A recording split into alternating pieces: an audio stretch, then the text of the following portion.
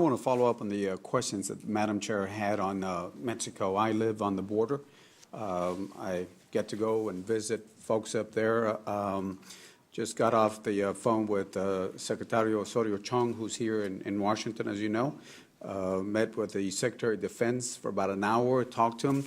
They give me a little different perspective, Mr. Secretary, with all due respect, from what you and probably your staff have given.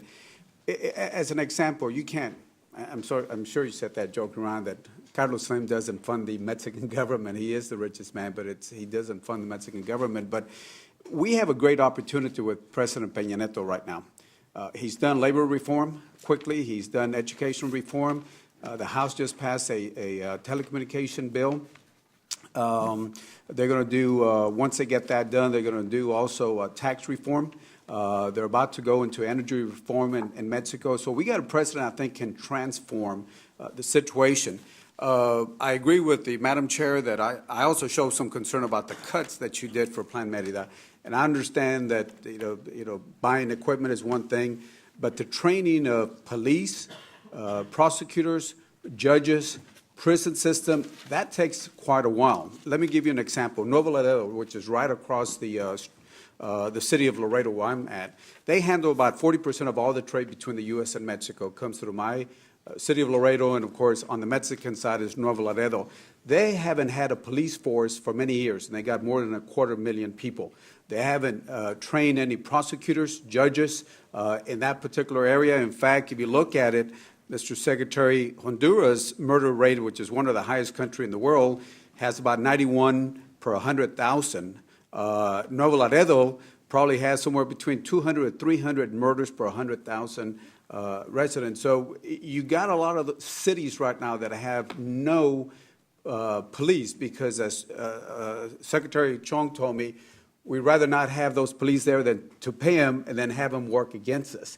What I would ask you, just like we had told the former secretary, y'all need to have a little bit more speed and urgency in this. As you know, Plan Merida has taken a little bit of time to, as you know, there was a time about how long it took y'all to spend, and I understand. I spoke to Roberta Jacobson, great lady. But there has to be a little bit more, because I'll be happy to walk with you the streets of Nuevo Laredo, not the streets of Laredo, but the streets of Nuevo Laredo, and your security people will tell you not to show up there. So I would ask you to really take advantage of this transformation that Mexico's having right now to address some of this. Tell me what you think. This is very interesting, and I appreciate your comments and observations on it.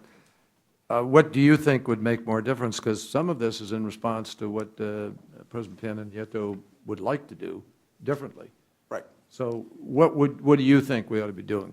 Well, certainly I think we need to push their training a lot faster. I mean, when there's municipalities with no training right now, I mean, literally with no policemen. I mean, how can you have a city like Nuevo Laredo with not a single local But that's police? the purpose of this, is to do the training.